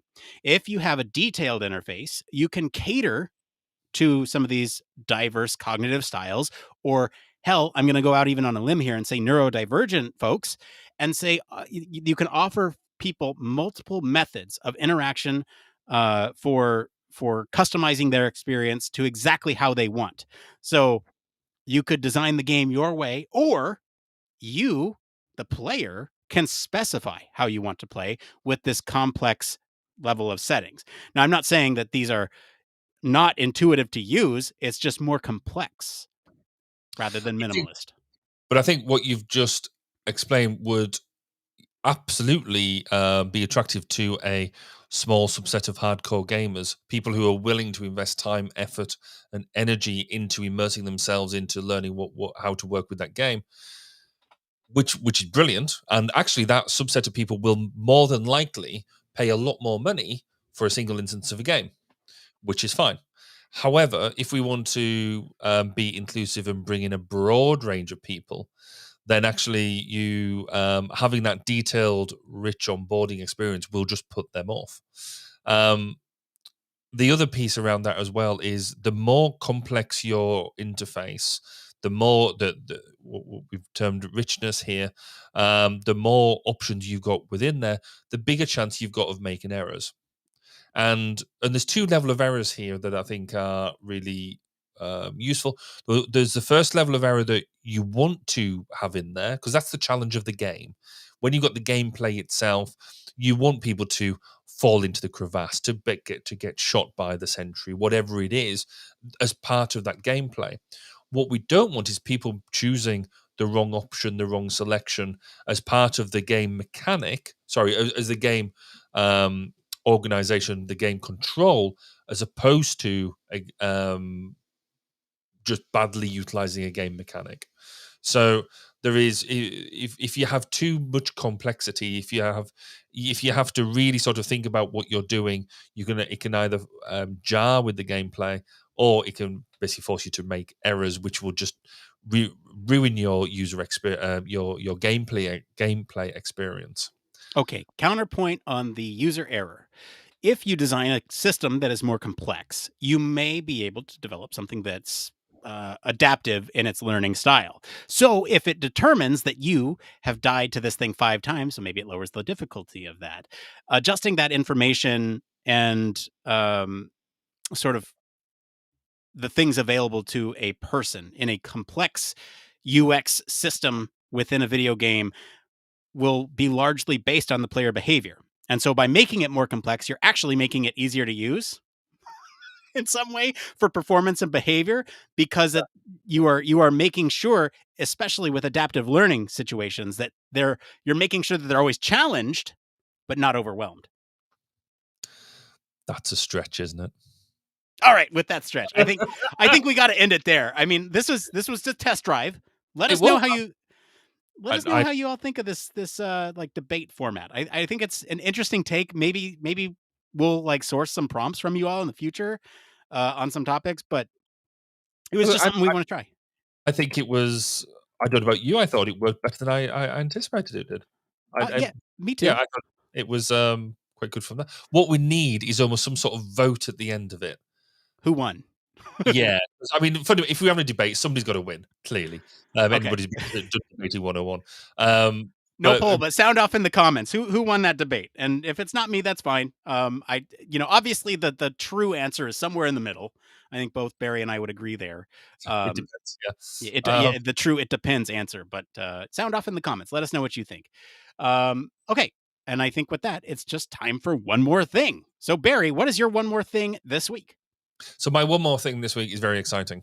Anybody who's been around drones and stuff like that knows, particularly in the UK, things have been getting a bit harder to fly drones. So because more people have them, there's invasion of privacy issues, etc., etc. So you now, to fly almost any sort of drone, you now have to get certified one way or another. So which means that there is effectively a textbook or an online textbook that you have to know the ins and outs of, the basics of the law. So how close you can fly to people, how close you can fly to buildings, what weight you can fly, etc., etc.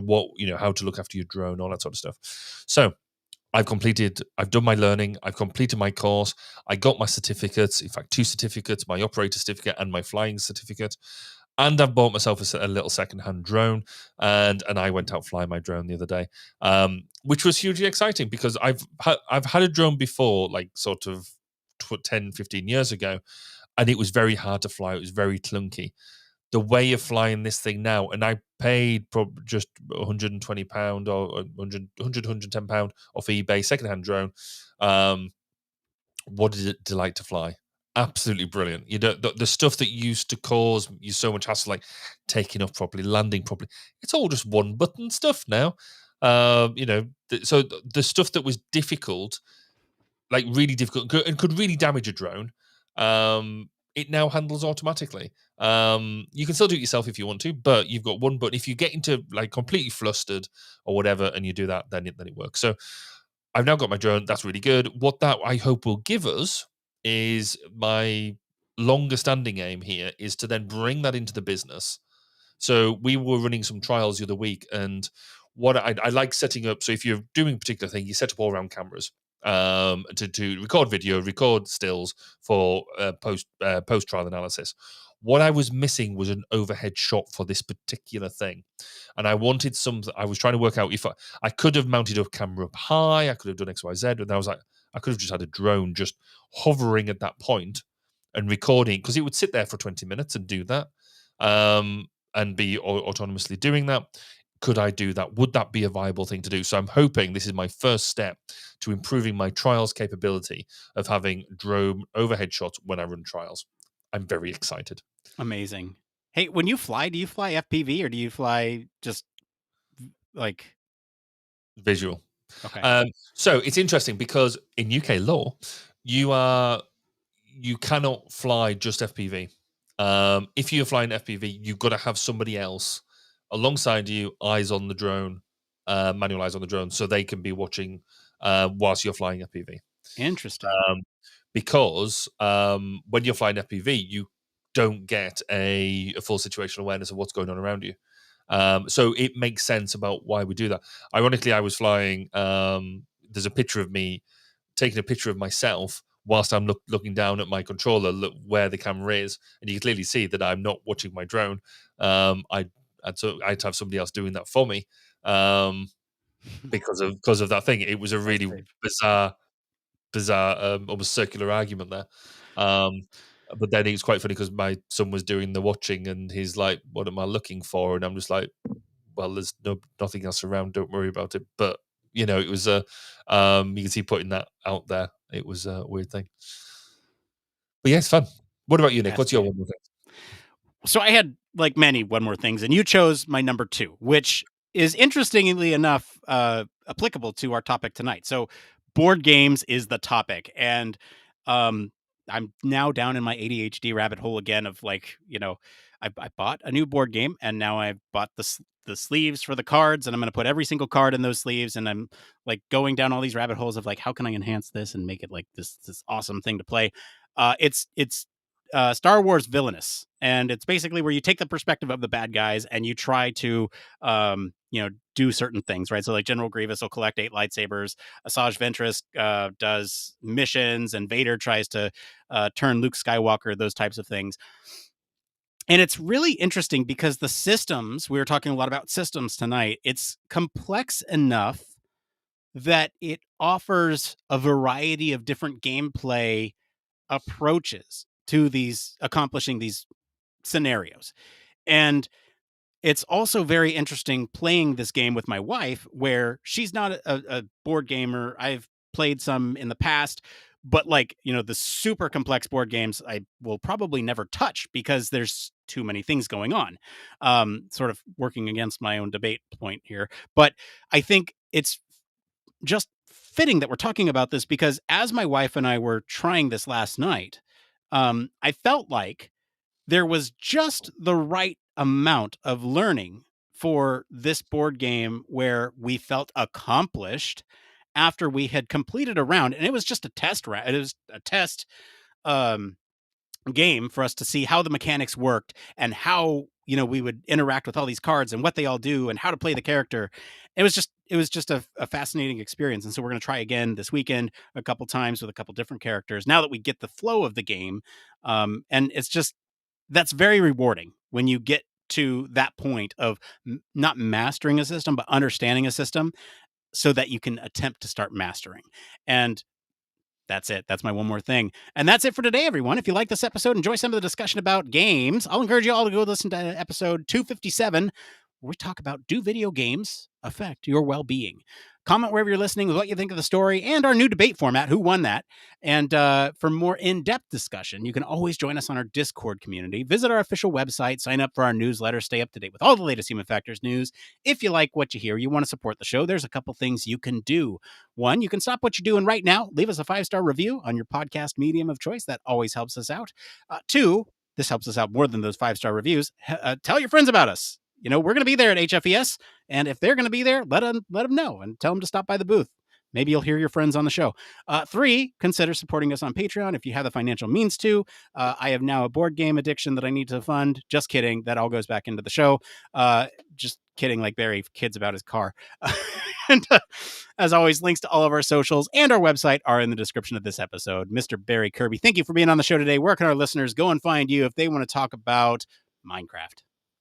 If you want to come and talk to me about anything at all, including Minecraft, then come and find me on X. Do we have to call it X? At Baz_K or any of the socials, just search for Barry Kirby, you'll find me. If you want to come and listen to people I interview, interesting people around the Human Factors domain, find me at 1202 the Human Factors Podcast at 1202podcast.com. As for me, I've been your host, Nick Roome. You can find me on our Discord and all social media at Nick_Roome. If you want to talk about Human Factors, Star Wars, video games, it's all there. Thanks again for tuning in to Human Factors Cast. Until next time, it depends.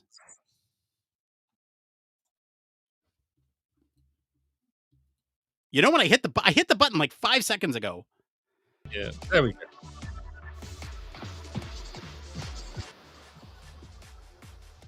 That's an interesting bit of music. It was very chaotic. Yeah. Well, that wasn't as bad as expected. I love it.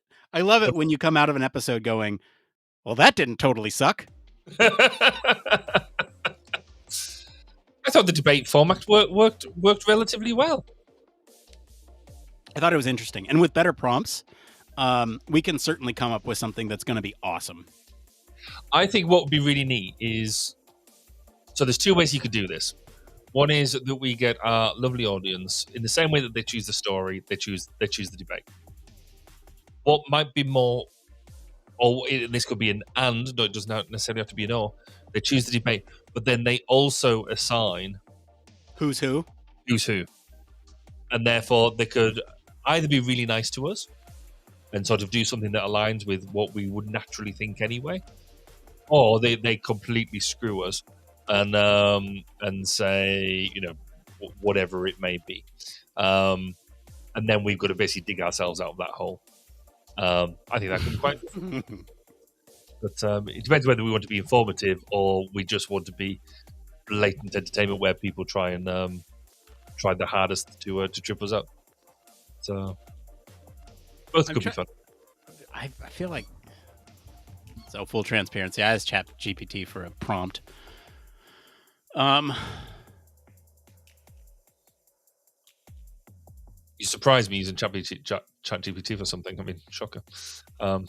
I've had some really serious, strong conversations about using ChatGPT in a number of situations this week.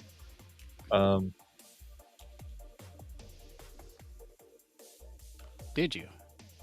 Which was it was interesting because it's really interesting now. You get, I think the debate, a random statistic on it, I think 60% of people have had a go at using ChatGPT one way or another. But then there is still a significant minority who haven't. And now you can properly tell who has and who hasn't just by the way that they will debate whether it's a good thing or a bad thing. Because the most people who haven't will almost guarantee say, no, it's terrible, it's in da-da-da-da. It's like, I think that's because you've never used it, and therefore you're making assumptions about it, but you don't actually see the sort of output it gives you, which I find quite amusing because I've had a bit of that this week. It's, Okay, so this, I mean, like, this topic tonight, probably, I don't know.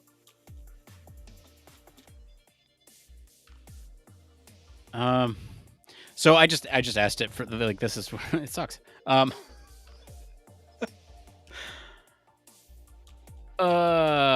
right. So here are, I asked it to give me a list of 10. Maybe we can look through these and see if there would have been a better topic that we could have debated on. I like the one we did just fine, but digital versus physical game distribution, open world versus linear game design. I don't think either of those necessarily fit the theme. VR gaming experiences is the future of gaming in VR. Is the future of gaming VR experiences, or is it traditional? Microtransactions and in-game purchases. Are they a legitimate way to monetize? I don't know about that being a debate topic. That would be a fascinating not show discussion. That one right there. That would be quite... The in-game purchase stuff? Yeah. Elaborate. I think it'd be an interesting thing around, certainly around from our perspective, is that because you could argue, so not just in games, but actually in-app purchases, is that a legitimate use of or legitimate engagement where you give people a sliver of something, and then actually if you want the good stuff, then you pay up more money for your modules. Is that some people do abuse that, and some people I think do it legitimately because you don't necessarily need to buy the entire bit of software you do. Could be an interesting discussion. Okay. Number 5, gaming for education. Should educational institutions incorporate a more gamified experience into their curricula, or yes, yeah, I agree. Yes. That would have sucked. Esports versus traditional sports. Is esports a legitimate sport? No, but it's still fun to watch.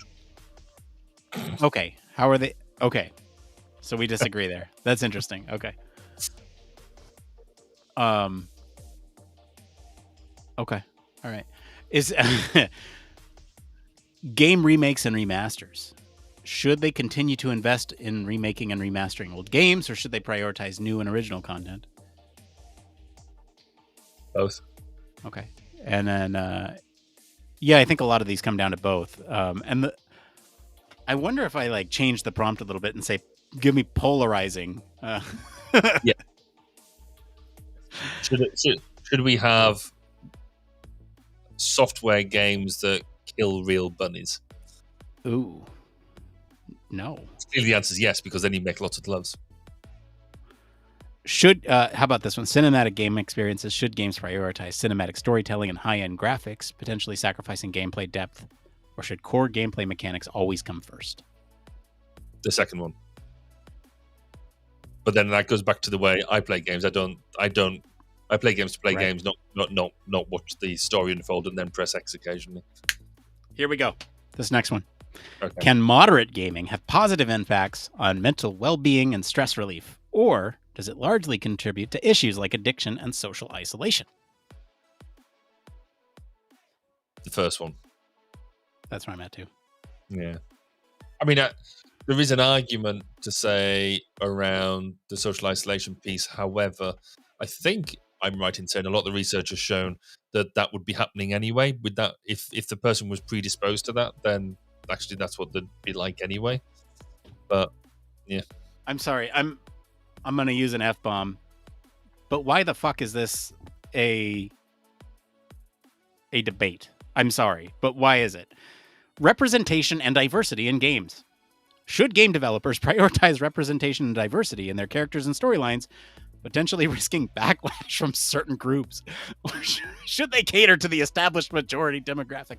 What the fuck? Yes, they should absolutely include representation and diversity. What the?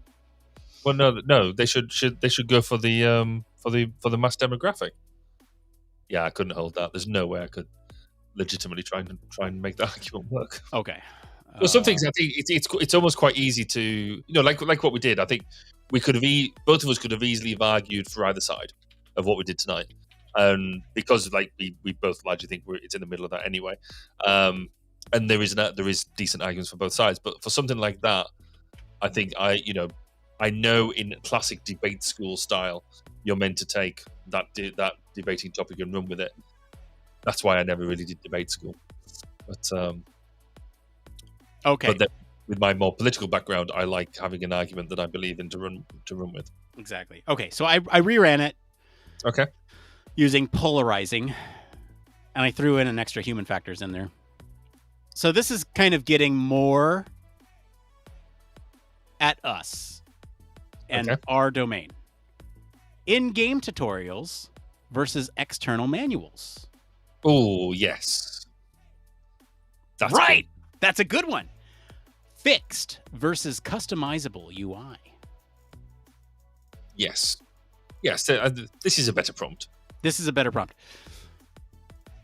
VR immersion versus traditional gaming. I don't necessarily think that's a great one. It's interesting though. I mean, if you got the likes of, because some people think that we overdo VR at the moment, or if you get a cheap VR game that they haven't put the effort into the UI properly, then it's just crap.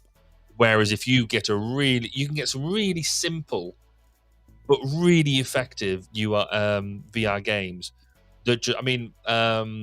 Beat Saber. Yeah.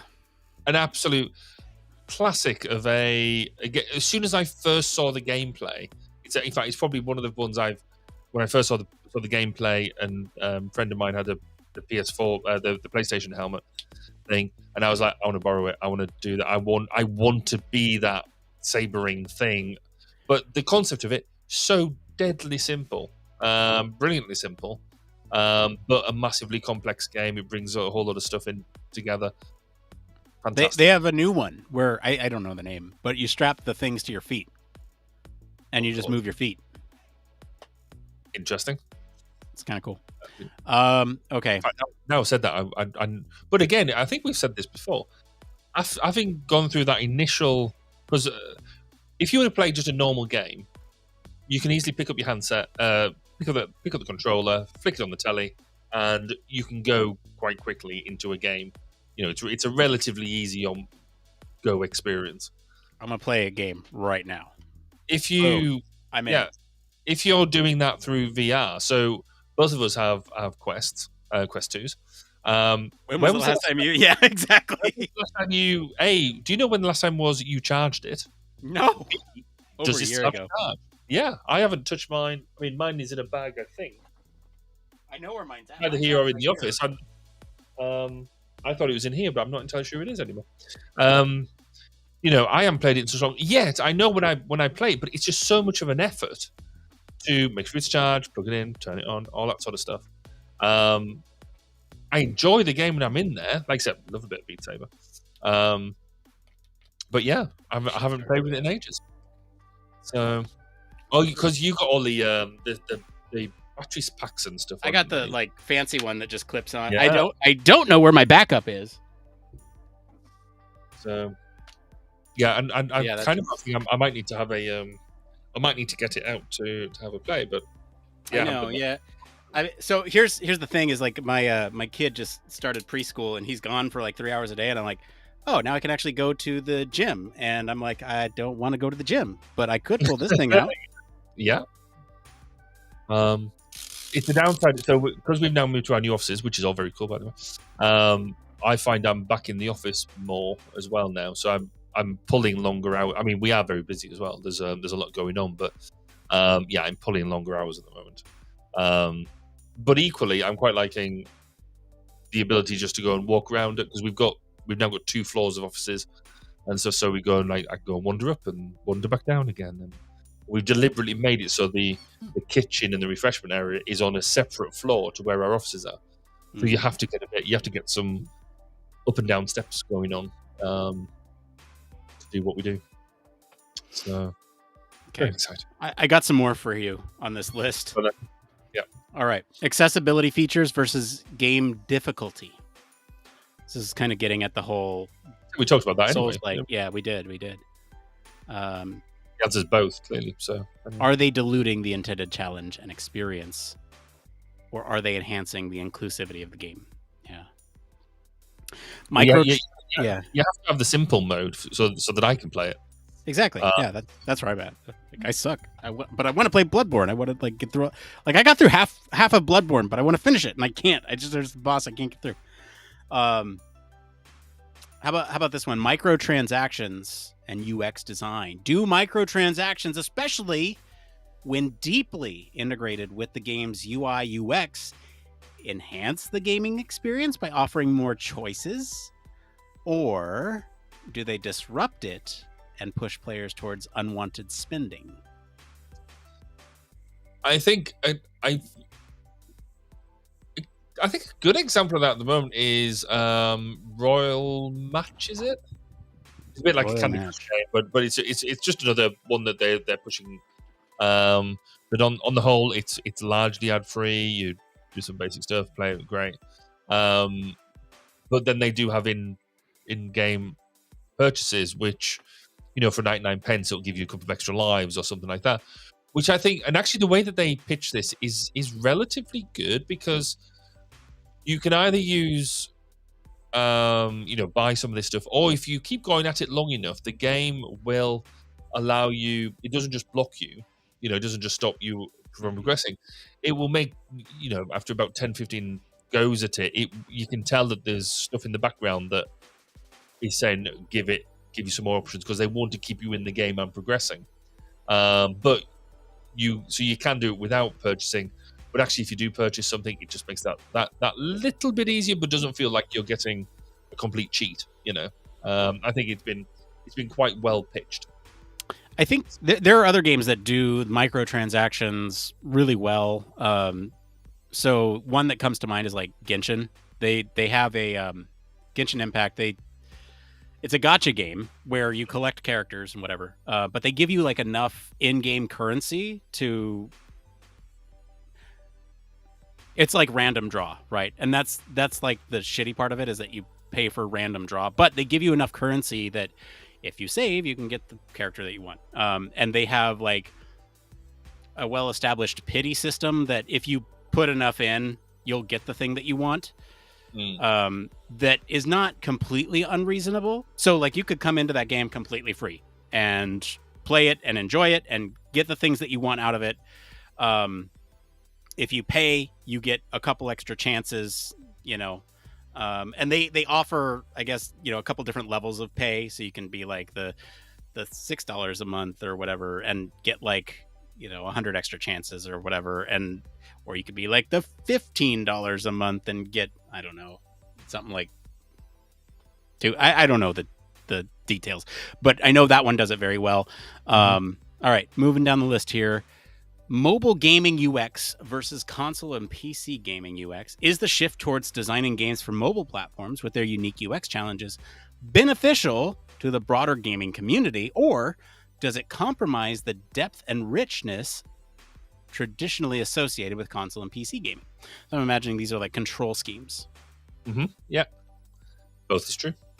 I think they're just two different platforms. What I don't like actually is when people are trying to put platform gaming, or platform gaming onto mobiles, because they're trying to do the whole complex controls, really high fidelity controls on what is effectively all but a thumb platform. Some works. I've seen some work really well. Yeah, but they're few and far between, I would suggest. Most of them are horrific. In fact, I'd be quite. What example do you have an example to hand of one that works well? Some of the older games, like anything that uses, I think, like if you do Xbox cloud gaming, they have an on-screen keyboard, or not keyboard. An on-screen controller that is actually very good in terms of a control mechanism. Like it feels like you're, for lack of a better term, using a controller, which is kind of weird, because you're just on your phone. But like, here, I'll try to.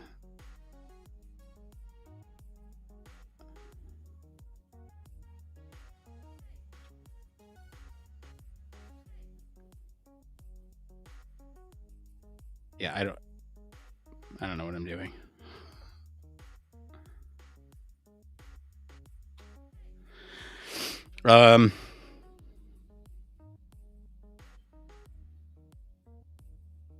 It's almost like we need to be able to cast what we're doing to the but then nobody wants to see my mobile display really. But all right, I'm going to move down here. Because I think this is fun. This is a good exercise and good post-show content. Voice commands and integration.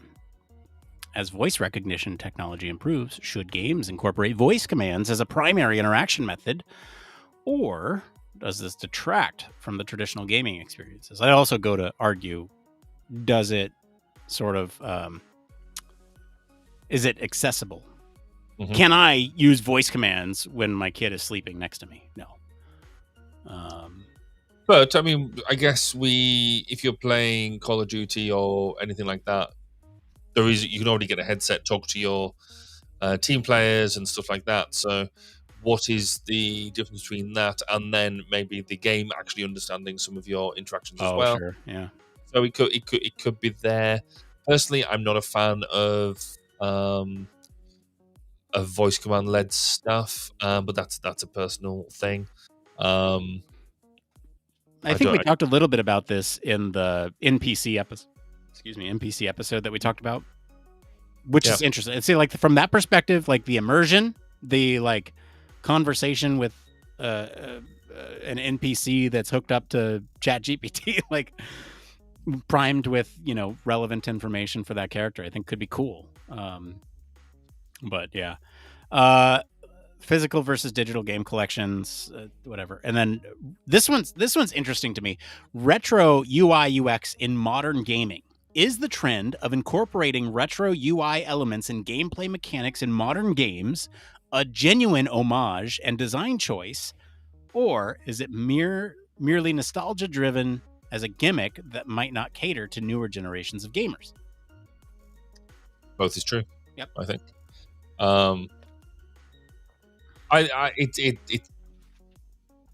It's fashionable, I think, is where I go with it.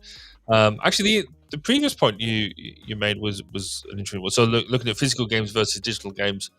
So we do board gaming and tabletop games, and some games that we've got that when they try and make a digital version of it is rubbish. But equally, there are some games when they've made a digital version of it, I won't play the physical version of it anymore because the digital version is just so much better and much easier to use. So it's interesting the transition between the two. Some things just make life a lot easier. And then you've got some games that you've got the physical games and you need some sort of digital backup to help make it work. I know one card game, so a bit like similar principles to sort of like Magic the Gathering or Yu-Gi-Oh or Pokemon, but you had a digital aspect to it. So you had the physical cards, but also you had the app, and that didn't work very well at all, in my own humble opinion. Trying to cross, it felt like it was crossing boundaries to a certain extent, and it did both badly. So, well, it's interesting because in that case, I very much agree with you that like sometimes digital versions of the physical board game could work, but I think what this is talking about is like having a disc, right? Put into the device. Oh, okay. I've done that in a while. In fact, it was weird. So slightly adjacent. I had to send a deliverable off to a client, but it was a higher security grading and stuff, so I couldn't. CD-ROM. And I was trying to work out how am I going to burn a CD because my laptops just don't have CD. They don't have readers on anymore. Readers in them. Never mind a writer. I had to buy off Amazon Express delivery a CDR or DVD-R. Because that was the other thing, actually. It was the stuff that I burned was so big, it wouldn't fit on one CD. And I was like, what do I do now? So I had to get a DVD and burn a DVD rather than a CD in order to be able to get the amount of data onto this single disc in order to be able to send it off. I was like, wow, I feel like I've gone back to the Stone Age. So yeah, unbelievable sometimes. It's I mean There are some interesting things with like physical collections versus digital collections that I mean are not immediately apparent. Like I can't find some of my physical collection because we moved and it's in a box somewhere and I don't know where I put everything. Hold on.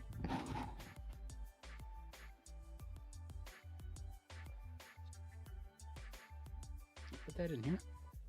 I think I may have just remembered where it was. The other thing is that, so that's one thing. I can't find the disc. I can't play it because you need the disc to put it in and say I own this thing. The other flip side to that argument is that I visually can see my collection of games and know which ones I have versus all these other games that you get through, like, you know, being a Plus subscriber or whatever thing you subscribe to. You get all these games, and then there's like a digital collection that you have, but you have to physically go into that. You can't like glance at it, and you can't like there are views that you can do, like the card view or whatever, so you can see the splash art or whatever, but you can't. There's no easy way to scan all of it like you can do with a physical collection. Yeah. And you know, there's the whole like download space, which is why I was so like big on cloud gaming for a while. Is like you don't need to download anything. If you want to play something, you just play it via the cloud. You don't download it and need to wait 20-30 minutes for a 100 gigabyte game to download. You could just play it, which is appealing, especially for busy people like yourself, who doesn't have time to video game. Exactly. I mean, one of the biggest advances I think that was made and then not really capitalized on was the Nintendo Wii.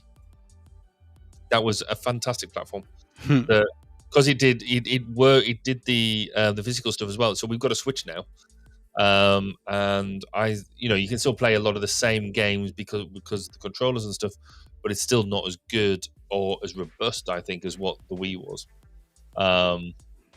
I used to like that platform.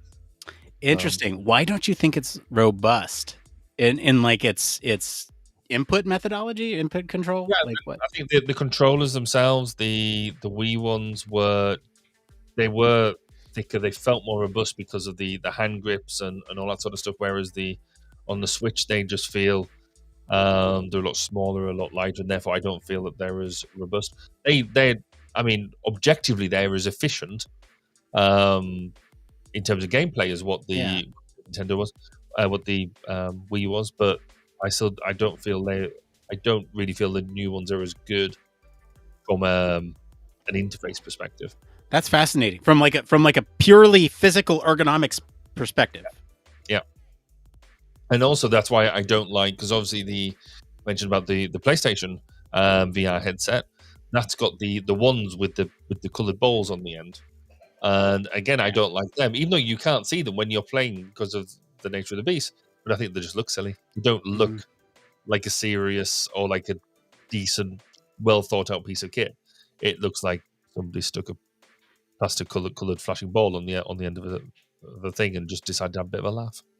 Yeah, that's fascinating. Yeah, I think the Switch is a marvelous piece of technology that just is amazing in the way that it works, and that you can dock it and take it out, and that alone is transformative. It's transformative in the way that we think about a lot of that stuff, and you know, sort of establishing this large collection on the Switch of games that you've had in the past, but